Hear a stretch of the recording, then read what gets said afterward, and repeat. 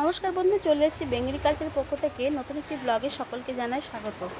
তো আজকে রেমেলার ঝড় চলছে, তার সাথে সাথে ঝোড়ো হাওয়া, মাঝে মাঝে কারেন্ট আসতে যাচ্ছে। আর কি পরিমাণে যে বৃষ্টি হচ্ছে সকাল থেকে, কোনো ছাড়াছাড়ি ছিন নেই। তো আমার একটু প্রয়োজনে দুপুরে বেরোতে হলো। তো বৃষ্টির জল দেখে আর কোনো টোটোর দেখা পেলাম না। বৃষ্টির জলে আমি পায়ে হেঁটে যেতেও ইচ্ছুক নই। তো ঝড় হচ্ছে, দেখেছেন গাছ কেমন নড়ছে। এই কাছে একটি রেস্টুরেন্ট আছে। তো বাড়ি ফেরার পথে দেখলাম তাল গাছ এক পায়ে দাঁড়িয়ে সব বাধা ছাড়িয়ে। তো আজকে দেখছি সুপারি গাছ এক পায়ে দাঁড়িয়ে সব বাধা ছাড়িয়ে। সত্যি সুপারি গাছগুলো এক পায়ে কীভাবে দুলছে রে, আমরা তো পারি না এইভাবে থাকতে। তো তো বন্ধুরা, আজকে তো রেমাল ঝড়, তো পাশাপাশি বৃষ্টি চলছে। অ্যাকচুয়ালি রেনি ডেও বলতে পারেন, স্টর্মি ডে, ঝোড়ো দিন। তো বেশ ঠান্ডা হয়ে গেছে ওয়েদার। তো সেই জন্য আজকে ছেলের আবদারে তৈরি হলো খিচুড়ি।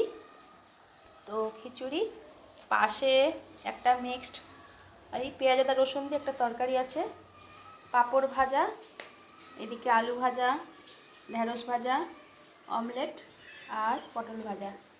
তো দুপুরবেলায় জমিয়ে আজকে লাঞ্চটা সেরে নেবো, আর একটু বকবক করবো, খেয়ে দিয়ে আসি, তারপরে ঠিক আছে?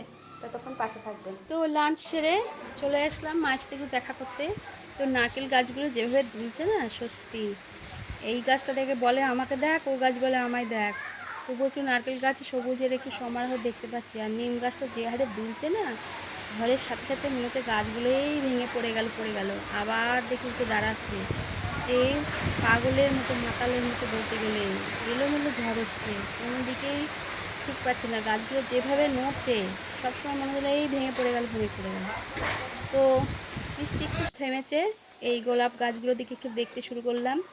তো গোলাপ গাছগুলো, এই প্রত্যেকটা টবে যে গাছ চকচক করছে পাতাগুলো, কিভাবে যে প্রাণ ফিরে পেয়েছে এই বৃষ্টিতে, এই গোলাপগুলোকে না দেখলে বোঝা যাবে না। যখন কোনো অনুষ্ঠান বাড়ি হয় না, এত সুন্দর গোলাপ তখন ফোটে না, তখন খুব রাগ হয় বাইরে গিয়ে গোলাপ কিনতে। তো বাড়িতে এত সুন্দর গোলাপ দেখুন, সব কটা কড়ি আজকে ফুটে বসে আছে।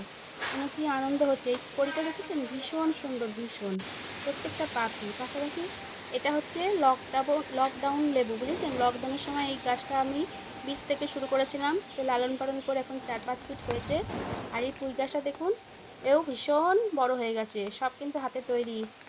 তো দেখতে এত ভালো লাগে না, এত চকচক করে আর এত প্রাণোচ্ছল লাগে। তো বন্ধুরা, ভিডিওগুলো ভালো লাগলে লাইক শেয়ার কমেন্ট করবেন, চ্যানেলটিকে সাবস্ক্রাইব করবেন। আর পাশাপাশি নতুন নতুন ভিডিও আনবো, সেগুলো একটু উৎসাহ দেবেন, যাতে আরও ভালো ভালো ভিডিও বানাতে পারি। তো আজ এই পর্যন্ত। ভালো থাকবেন, সুস্থ থাকবেন। Till then, tata.